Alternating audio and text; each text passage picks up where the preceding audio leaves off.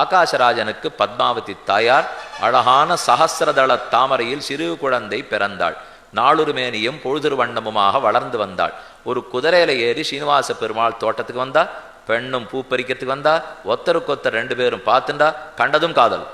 அதனால இனிமே 12 இவளை தாங்குறார் அவர், 12 அவனை தாங்குறாவோ. ஒத்தருக்கொத்தர் காதல் வளர்ந்தது. ஏற்கனவே வகுளமாலிகான்னு ஒரு பெண்ணு தான் ஸ்ரீனிவாச பெருமாளை ஜாகிரதையா பார்த்துட்டு இருக்கா. இவர் போய் சொல்றார், நீ போய் ஆகாசராஜன் இடத்துல பொண்ணு கேளு. தாரிணி தேவின்னு அவன் மனைவிக்கு ராணிக்கு பேர்.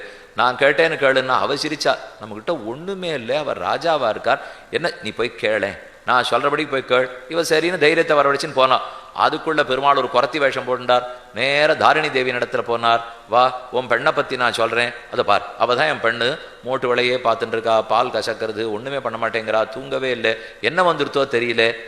எடுத்து அவருடைய மோவா கட்டை எடுத்து இப்படி மோந்து பார்த்துட்டு, ஓ இந்த பெண் காதலுக்கு வயப்பட்டு இருக்கிறாள், யார் அந்த மாப்பிள்ளைன்னு கேட்டா. சொல்றேன் கேள்.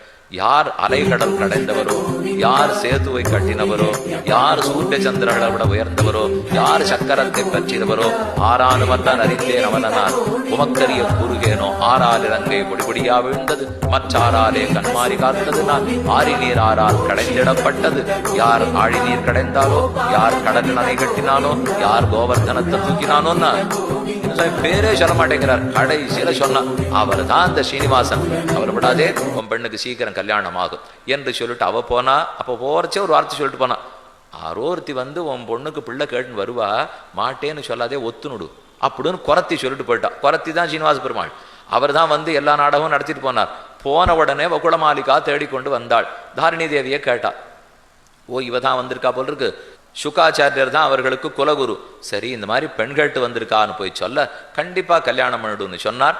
அதுக்கு நாள் குறிக்கப்பட்டு பத்திரிகை அனுப்பப்பட்டது. 33 கோடி தேவர்களும் வந்தனர். அதுல ஒத்தொத்தர் ஒவ்வொரு பொறுப்பேற்றுக்கிறார். அக்னி பகவான் நான் தளிக பண்றேன்னு பொறுப்பேற்றுண்டார். வருண பகவான் நான் தீர்த்தம் கொடுத்துட்றேன்னு ஏத்துண்டார். காற்று பகவான் குழு குழு வசதி நான் எல்லாருக்கும் பண்ணி கொடுத்துட்றேன்னு விட்டார். யம தர்மராஜன் கல்யாண மண்டபத்துல சத்தம் இல்லாத நான் பாத்துக்கிறேன்னு விட்டார். ஸ்கந்தன் முருகன் தான் வரவேற்ப நான் பாத்துக்கிறேன்னார்.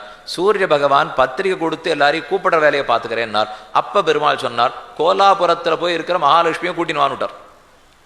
ஓ இந்த வம்பு வரும் நான் எதிரே பார்க்கலையே. இப்போ எல்லாரையும் கூப்பிடலான்னா இவர் போய் அவரை கூப்பிட சொன்னாரேன்னு போனா. கோலாப்பூர்ல இருந்து தாயாரும் வந்து சேர கோலாகலமாக உற்சவம் நடந்தது. இந்த பக்கம் திருவேங்கடமுடையான், இந்த பக்கம் நாச்சியார். நாராயணபுரத்துக்கு ஊர்வலம் போச்சு. ஊர்வலம் போச்சா 33 கோடி தேவர்களுடைய ஊர்வலம் போய் இருவரும் நின்று திருக்கல்யாண உற்சவம். மணியே என்பே அலையிடை பீரவா அமிழ்தே என்பேன் கிளியே நின் கரங்கள் பற்றுவே.